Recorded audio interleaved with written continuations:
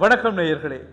குழந்தைகளை காப்பாற்றுவதற்காக பாம்புடன் போராடிய நாயும், பூனையை காப்பாற்ற கிணற்றுக்குள் விழுந்த மனிதர்களும், இந்த சம்பவங்களை முன்னிட்டு செய்தியோடு நாங்கள் இணைந்திருக்கின்றோம். ஒரு குடும்பம் ஹென்றி என்ற வளர்ப்பு பிராணியாக நாயை வளர்த்து வந்தார்கள். கிட்டத்தட்ட 12 வருடங்களாக குடும்ப அங்கத்தவர்களைப் போல நாயும் அவர்களுடனே வளர்ந்து வந்தது. எங்கு சென்றாலும் அந்த வீட்டையும் எஜமானையும் அவர்களுடைய பிள்ளைகளையும் பாதுகாத்து வந்த ஹென்றி வழமை போல் தன்னுடைய கடமையில் ஈடுபட்டிருந்த பொழுது ஒரு நாள் அந்த குடும்பத்தினர் தன்னுடைய குழந்தைகளை விட்டுவிட்டு சுற்றுலாவிற்கு சென்றிருந்தார்கள். அப்பொழுது அந்த வீட்டில் இருந்த குழந்தைகள் வீட்டின் பின்பக்கத்தில் உள்ள மூங்கில் தோட்டத்தில் விளையாடி கொண்டிருந்தார்கள். விளையாடி கொண்டிருந்த பொழுது திடீரென்று அந்த மூங்கில் காட்டு பக்கத்திலிருந்து தோட்டத்திலிருந்து 6 அடி நீளமான பாம்பு ஒன்று வந்திருக்கிறது. அதை ஹென்றி கண்டிருக்கின்றது. உடனே அந்த குழந்தைகளை காப்பாற்றுவதற்காக குழந்தைகளை தன்னுடைய காலால் தள்ளி தள்ளி அப்புறப்படுத்தியது. அதை புரிந்து கொள்ளாத குழந்தைகளும் அந்த ஹென்றி சொன்னதைப் போல தள்ளி நின்றார்கள். உடனே திடீரென்று அந்த பாம்பின் மேல் பாய்ந்திருக்கிறது செல்லப்பிராணி ஹென்றி. பாய்ந்து நீண்ட நேரமாக போராடி இருக்கிறது. போராடி ஒரு கட்டத்தில் துண்டு துண்டுகளாக அந்த பாம்பை கடித்து குதறி அந்த பாம்பு மரணித்து விட்டது. அதற்கு பிறகுதான் அந்த காட்சிகளை கண்ட அந்த குழந்தைகள் மிகவும் குழப்ப நிலையில் இருந்து பயத்துடன் இருந்தார்கள். சிறிது நேரத்தில் துரதிருஷ்டவசமாக செல்லப்பிராணி ஹென்றியும் மரணமடைந்து விட்டான். இது யாவுமே அறியாத அந்த வீட்டின் உரிமையாளர்கள் வீட்டுக்கு வந்து பார்த்திருக்கின்றார்கள். குழந்தைகள் அழுது கொண்டு நின்றிருக்கின்றார்கள்.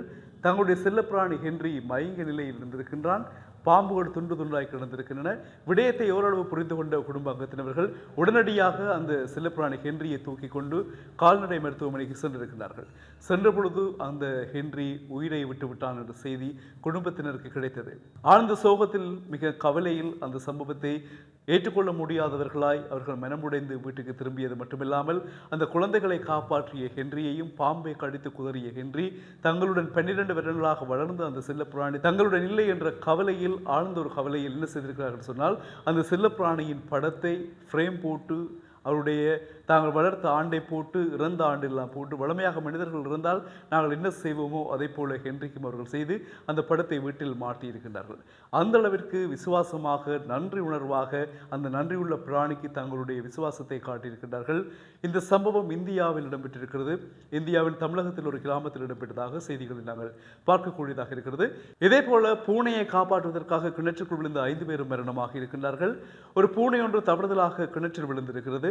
அந்த பூனையை காப்பாற்ற முதலில் ஒருவர் கிணற்றுக்குள் குதித்திருக்கிறார். குதித்த பொழுது அந்த கிணற்றில் இருந்த விஷவாயு தாக்கத்தினால் அவர் மரணமடைந்திருக்கின்றார். அவர் ஏன் மரணமாக இருக்கின்றார் அல்லது என்ன நடந்தது என்று தெரியாமல் அவரை காப்பாற்றுவதற்காக தொடர்ச்சியாக 5 பேர் கிணற்றுக்குள் குதித்திருக்கின்றார்கள். அவர்களும் விஷவாயுவின் தாக்கத்தினால் உயிரை விட்டிருக்கின்றார்கள். இறுதியாக இன்னொருவர் வந்து குதித்திருக்கின்றார். தெய்வாதீனமாக அவர் ஏதோ ஒரு சுதாகரித்துக் கொண்டு திடீரென்று மேலே வந்து விட்டார். அதற்கு பிறகு போலீசாருக்கு தகவல் கொடுக்கப்பட்டதும் அவர்கள் அங்கு பார்த்தார்கள். இறந்தவர்களுடைய உடலை மீட்கும் பணிகள் அவர்களால் ஆரம்பிக்கப்பட்டது. என்ன பிரச்சனை என்று சொன்னால் அந்த கிணற்றிலிருந்து உடல்களை மீட்பதற்கு போலீசாரால் முடியாமல் போனது ஏன் என்று சொன்னால் அல்லது நீண்ட நேரம் ஆகியது என்றால் அந்த கிணற்றுக்குள் மின்சார வசதி இல்லை அந்த கிராமத்திலே. எனவே மின்சார உபகரணங்களை கொண்டு அந்த உடல்களை மீட்க முடியாமல் போனது. அதற்கிடையில் கிணறு ஒரு சேரும் சகதியமாக இருந்த காரணத்தினாலும் அப்புறப்படுத்துகின்ற பணிகள் மிகவும் தாமதமாகியதாக சொல்லப்படுகிறது. இந்த சம்பவம் இந்தியாவில் மகாராஷ்டிரா மாநிலத்தில் இடம்பெற்றிருக்கிறது. எனவே இந்தியாவின் தமிழகத்திலும் மகாராஷ்டிராவிலும் இடம்பெற்ற இந்த சம்பவங்கள் இந்திய மக்கள் மத்தியில் ஒரு சோகத்தை ஏற்படுத்தி இருக்கிறது. நன்றியுள்ள மிருகம் உரிமையாளரின் பிள்ளைகளை மிகவும் நன்றி உணர்வாக காப்பாற்றி தன்னுயிரை விட்டிருக்கிறது.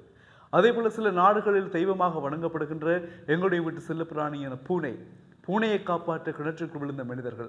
ஆக மொத்தத்தில் ஒரு சந்தோஷமான செய்தியாக நாங்கள் இதை பார்க்கிறோம் என்று சொன்னால் மனிதர்களையே மனிதர்கள் மதிக்காத இந்த காலகட்டத்தில் அந்த வீட்டினுடைய பிள்ளைகளை காப்பாற்றிய நாயினுடைய விசுவாசத்திற்காய் அந்த நாயினுடைய படத்தை வீட்டிலே மாட்டிய வீட்டின் உரிமையாளர், அதேபோல் பூனையை காப்பாற்றுவதற்காக கிணற்றுக்கு விழுந்த மனிதர்கள், இவ்வாறு பார்க்கின்ற பொழுது விலங்குகள் ஒன்றோடு ஒன்று விசுவாசமாக உள்ளது என்பது மிகவும் ஒரு சந்தோஷமான விடயமாக இருக்கிறது.